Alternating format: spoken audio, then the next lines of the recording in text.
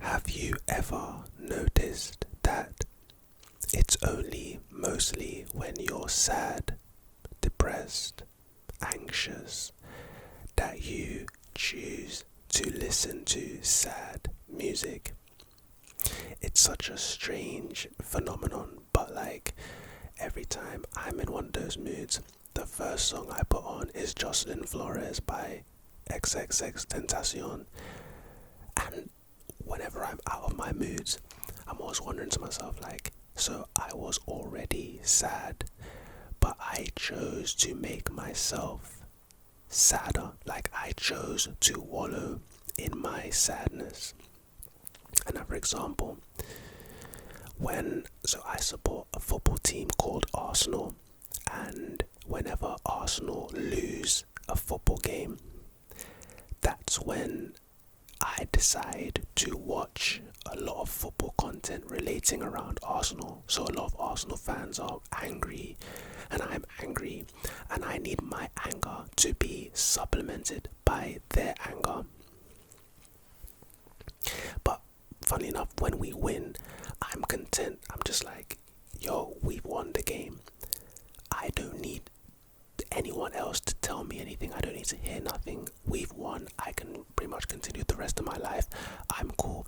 But it's when we lose, for some reason, I feel the need to wallow in my anger, wallow in my emotion. When I was studying physics at A level, I believe, there was something with wave function graphs, right? And there's something called constructive and destructive interference. And on the screen right now, I'll probably put it on the screen. And basically, what happens is when two waves are on top of each other like this, so they join each other like this at the top, peak to peak, what ends up happening is something called reinforcement, constructive. So the wave actually doubles in amplitude, right? And then the other way is when you have a peak and a trough, the wave becomes zero, like the overall wave becomes zero, it cancels each other out. I think this concept is one of the reasons why us as people love to self-sabotage. Have you ever noticed that sometimes you can do something, sometimes you're on the verge of accomplishing something? Maybe it's a relationship with this person, maybe it's a job, maybe it's an assignment at school. It could be anything, but for some reason you feel like you are sabotaging yourself. There are many factors in the world that could be against you and what you're trying to achieve, but it's like you're trying to sabotage it also. You're trying to destructively use destructive interference and let a peak meet a trough. When you have a peak in your life, you're trying to provide this trough in order for the overall to be minimal, in order for you to pretty much stay in the same place as you were before, your comfort zone. Self-sabotage is interesting like that. Self-sabotage is a fear of escaping your comfort zone, a fear of reaching that next level in whatever it is that you are aspiring to do. And I urge all of us, even myself, but every single one of you listening to this video right now, to be very vigilant and aware when you are self-sabotaging yourself, because it's something that happens all the time, but we don't really, unless you're really self-conscious, you don't really notice it. Everyone doesn't have the luxury of this, but I will implore you to, if you do have close friends, close family, have them help you watch for when you are self-sabotaging yourself, because because from a neutral perspective, they can be honest, they can see something neutrally.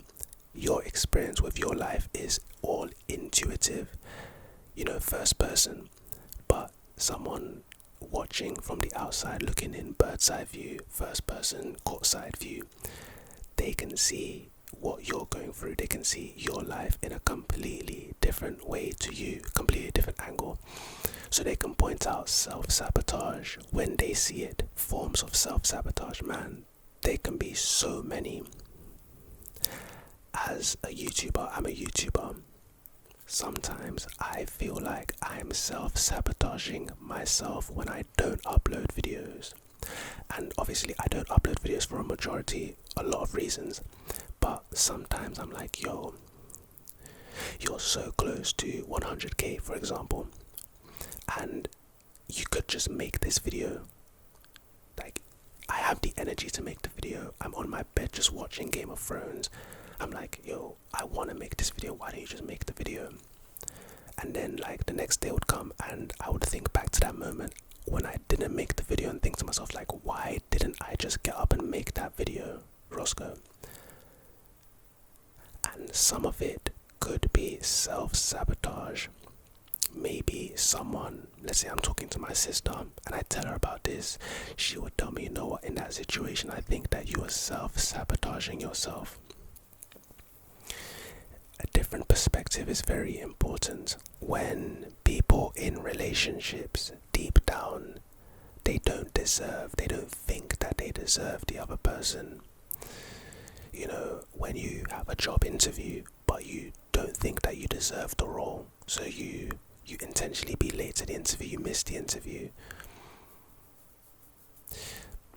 These are just examples of self-sabotage in our lives, in our day-to-day lives, that we should be able to recognize and understand. It's not manifestation, but it's more so like an inward thought that is materialized into your reality, into actuality, and we do it to ourselves. I don't know anyone, maybe some of you guys do, but I don't know anyone who listens to sad music when they're happy as fuck. Like, you're in a good mood. Let's say you're about to go clubbing, you're about to go see your friends, you're pre-drinking. At pre-drinks, have you ever seen the whole vibe just be sad music? Have you ever seen the pre-drinks playlist be a Spotify playlist of sad breakup depression music? No. What you listen to is matching your vibe, right? You reinforce, you constructively reinforce your vibe, and that could be for good and that could also be for bad. And in certain respects, when it's for bad, that could be self-sabotage. You could be sad and your friends are like, no, like, yo, come on man, get out of that room. You just broke up with your girlfriend, your boyfriend. Your friends are like, yo, come, let's have dinner. Come, let's go to see this movie. Come, let's go to the club. And you're like, nah man, nah, I'm cool. Your friends are trying to get you out of that pit that you're in. And you're like, nah, it's cool. I don't mind being in here. I would rather be in here. You put down your phone. You turn up the sad music and you're just like, yo, I'm just gonna wallow in my sadness. Don't let self-sabotage take over your life. And when you see self-sabotage, you owe yourself to stamp it out immediately. I used to be one of those people that preferred winter to summer. And in this country that I'm living in the UK, our winters are pretty bad. Like, they're just, well, this is probably everywhere, but at 4 p.m. it's dark. It's like it's 10 p.m, 11 p.m, midnight, 4 p.m. And I used to love it. I used to love, like, just the darkness. I'd go out when it's dark. I would barely see any sunlight. That used to be my life for a long time. Also, in my room is set up in a way that, so I have blinds and I also have an artificial light in my room. I would use the artificial light a lot, and I wouldn't really get sunlight like that, especially in winter. And for some reason I would love it. It's only probably like last year, the last 2 years, right, that in the morning when I'd wake up, I'd open my blinds and let direct sunlight, natural light into my room. And I literally had an epiphany. The difference between artificial light and natural light is crazy. Now, 2 years later, well, however many years later, not that I don't like winter, but I am a complete advocate for summer. Love summer now. Summer is like the best season for me. If you can hear noises in the background, I think there's a storm outside. It's kind of crazy. I decided to shoot this video on a storm day. Artificial light makes you feel like you are a rat in a cage.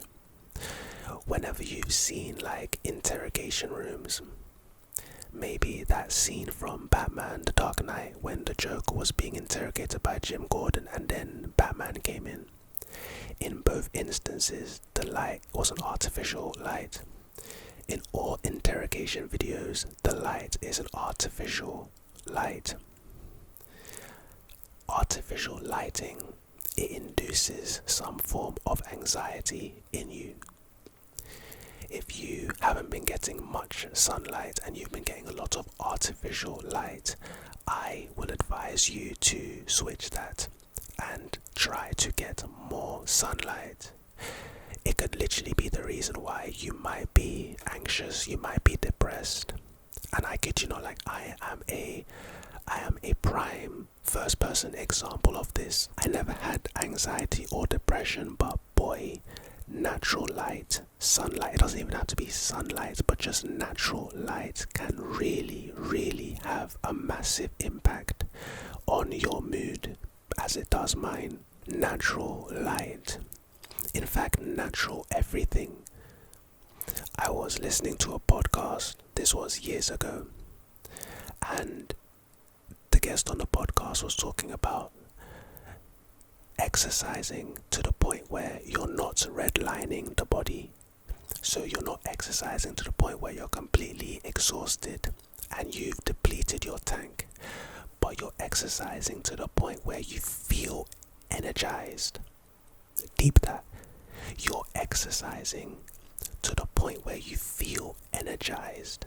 Exercise is supposed to sap your energy, but there's a point.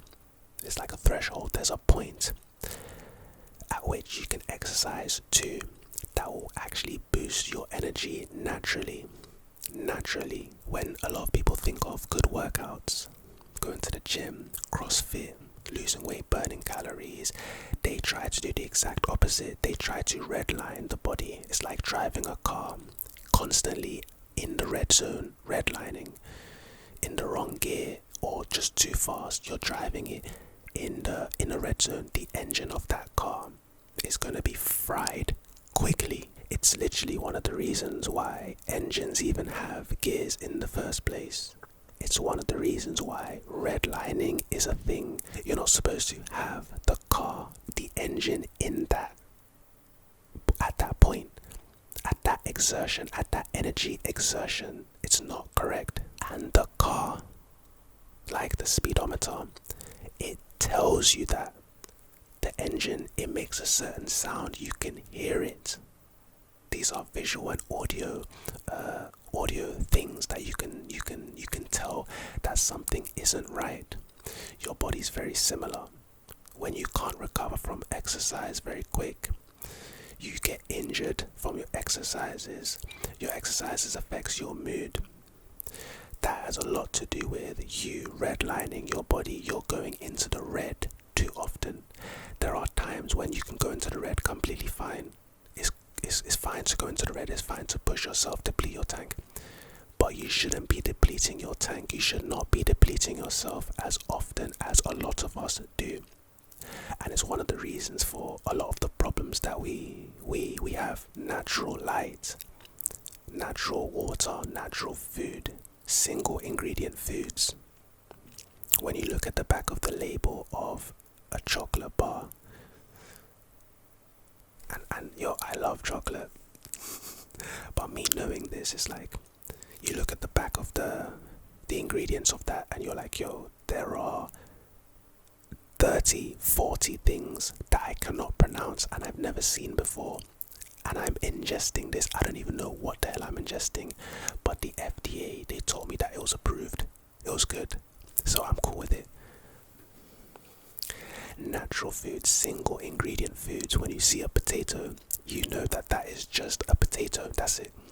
You see rice, you know that this is just rice. You see a banana, you see that it's just a banana, mate, there's nothing in it.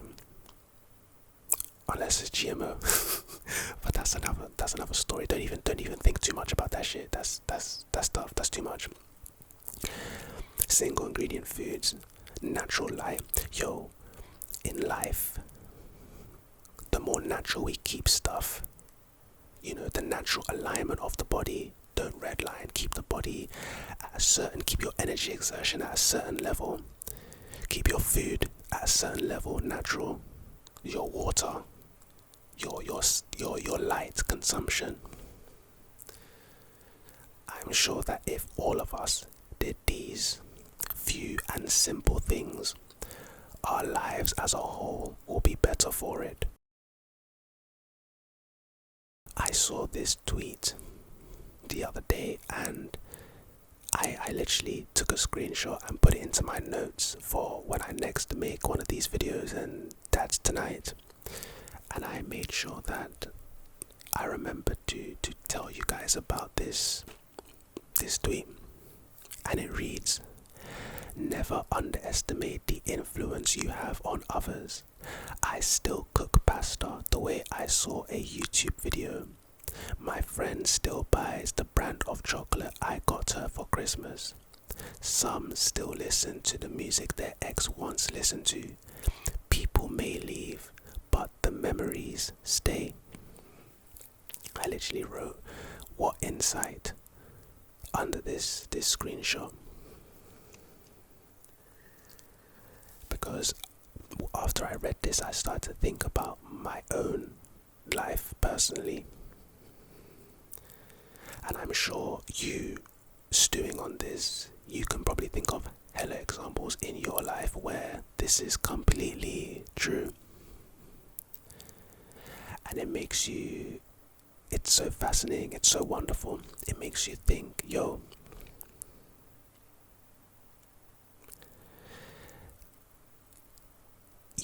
your impact, very similar to the butterfly effect kind of, but your impact in other people's lives can be massive.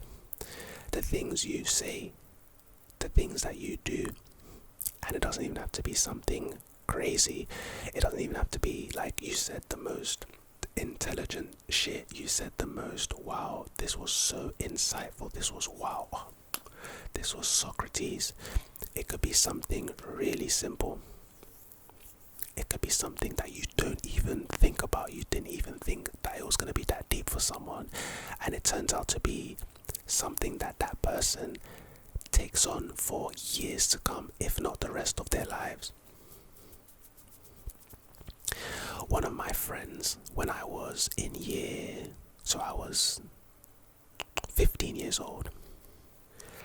One of my friends, I don't remember how he did it, to be fair, but he put me on to Biggie Smalls. And from there, when I say I became obsessed with Biggie Smalls and Tupac, because I started to listen to them both around the same time. Funnily enough, that's kind of where my name Roscoe came from. And that's crazy because a lot of you guys know me as Roscoe ASMR. And my YouTube channel is Roscoe ASMR. And I got the name, like Roscoe's my nickname, and I got the name Roscoe from Biggie Smalls, who was introduced to me when I was 15 years old by my friend Sean. Like when we were still in school, Sean introduced me to this thing. And fast forward like 10, 11 years, you guys are watching a video from a guy whose YouTube channel is named after that influence. That influence that you guys weren't a part of, you guys didn't even see, you guys don't even know who I'm talking about, you guys don't even know Sean. It's to wrap your mind around it, it's quite remarkable, it's fascinating. Yet it's so profound. Yeah, I guess it's just something to think about, obviously, but at the same time, if you ever feel like your life doesn't have much meaning, people don't really care about you, remember what I just said, my story about even how I got my name, my friend Sean, and this tweet. The end of the tweet, people may leave, but the memories stay. You literally might have changed someone's life forever without even knowing. And that is beautiful.